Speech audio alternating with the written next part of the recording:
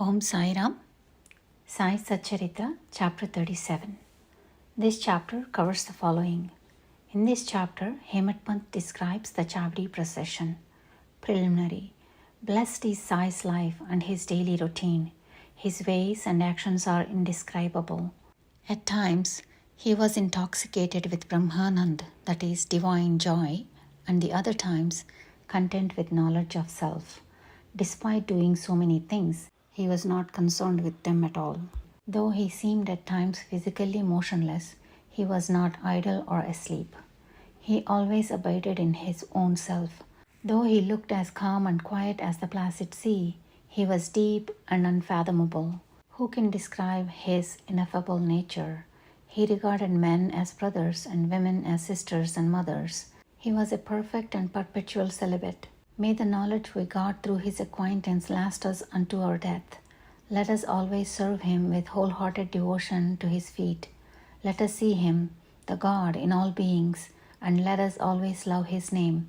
Hemant Pant, after making some lengthy dissertations on some topics in the Vedanta, which he himself considers a digression, goes on to describe the Chavdi procession. The Chavdi procession. Baba's dormitory has already been described. Every alternate day he slept in the Chavdi, that is, a small building containing a room or two near the masjid. This alternate sleeping routine in both these buildings continued till Baba's Mahasamadhi. From the 10th of December 1909, devotees began to worship Baba in the Chavdi. We will now describe this with his grace. When it was a night that Baba would be spending in the Chavdi, people flocked to the masjid and sang bhajans in the courtyard of the masjid for a few hours. Behind them was a beautiful ratha, that is, small horse-drawn cart. To the right, a tulsi vrindavan, that is, a decorative structure with a tulsi plant in it, and in front of Baba, devotees who were fond of singing devotional songs. Some played on various musical instruments while singing. Sai Baba was the magnet who drew all the devotees to him.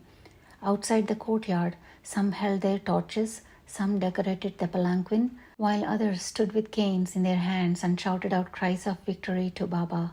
The corners of the masjid were decorated with buntings. All around the masjid, rows of bunting lamps shed their light. Baba's horse, Shamakarna, stood fully decorated outside. Then Tatya Patil came with a party of men to Baba and asked him to be ready. Baba sat quietly in his place till Tatya came and helped him to get up by putting his arm under Baba's armpit. Tatya called Baba Mama, that is, maternal uncle. In reality, their relationship was extremely close. Baba wore the usual kafni, that is, long robe, placed his short stick under his armpit, and after picking up his tobacco pipe and tobacco and placing a cloth over his shoulder, was ready to start. Then Tatya draped Baba in a beautiful golden embroidered shawl. After this, Baba moved the bundle of firewood lying behind him with his right toe, and then, after extinguishing the burning lamp with his right hand, started for the Chavdi. Then all sorts of musical instruments played, and fireworks exhibited their different colors and sounds. Men and women singing Baba's name started walking and singing bhajans to the accompaniment of musical instruments. Some danced with joy, and some carried various flags. Men announced Baba's name when he stood on the steps of the masjid. To either side of Baba stood persons who fanned Baba with large hand fans. The path on which Baba walked was covered with layers of cloth. Tatya held his left hand and Mahal Sapati the right, while Bapu Sahib Chak held a decorative umbrella over his head. In this fashion, Baba marched on to the Chavdi.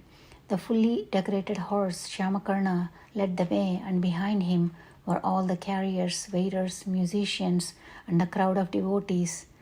Harinama, that is the name of the Lord, chanted to the accompaniment of music, filled the skies, as also did the name of Sai.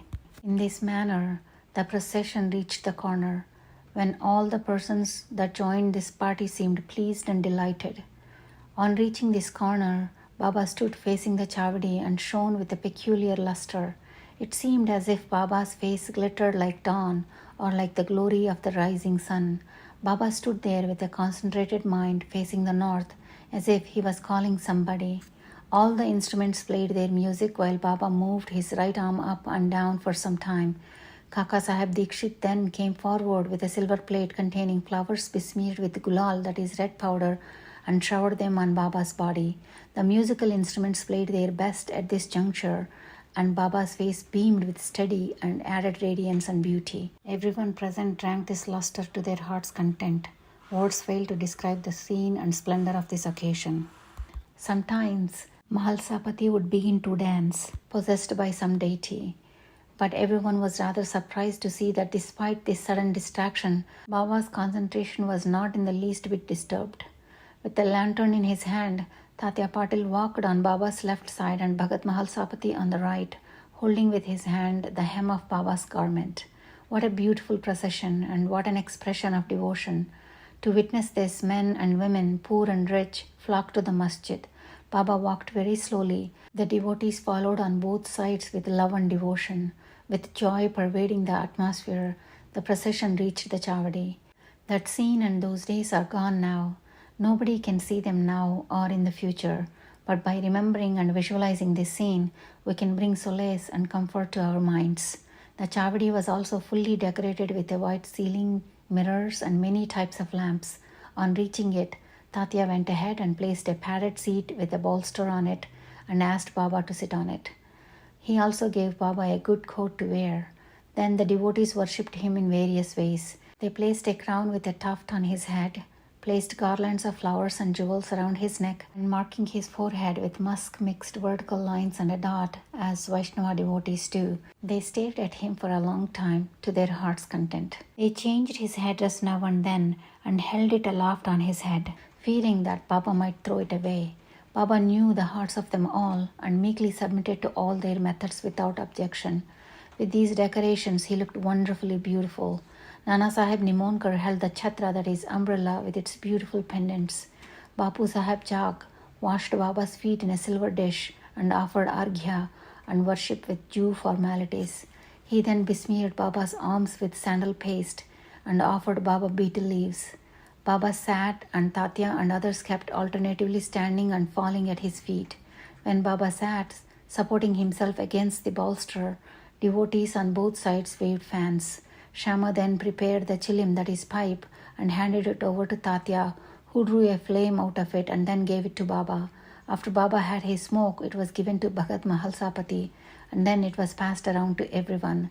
Blessed was the inanimate chilim, for it first had to undergo many ordeals of penance, such as being treated by pot makers, dried in the open sun, and baked in the kiln, and then it had the good fortune of the divine touch of Baba's hands and his kiss. After this ceremony was over, devotees put garlands around his neck and gave him bunches of flowers to smell. Baba, who was dispassion or non-attachment incarnate, did not care much for all these necklaces of jewels, garlands of flowers, and other ornaments. But out of real love for his devotees, he allowed them to have their own way. Finally, Bapu Sahib Jog waved the arti over Baba, observing all due formalities, while the musical instruments played their auspicious tunes. When this arti was over, the devotees returned home after bowing to Baba and taking his leave.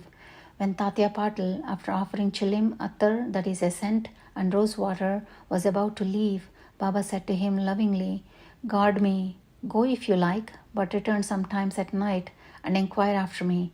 Replying in the affirmative, Tatya left the Chavadi and went home. Then Baba himself prepared his bed.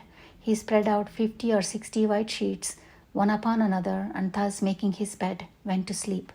We shall also now rest and close this chapter with a request to the readers that they should remember Sai Baba and his Chavadi procession daily before they retire and go to bed. Bow to Sri Sai, peace be to all. This brings us to the end of Sai Satcharitra, chapter 37.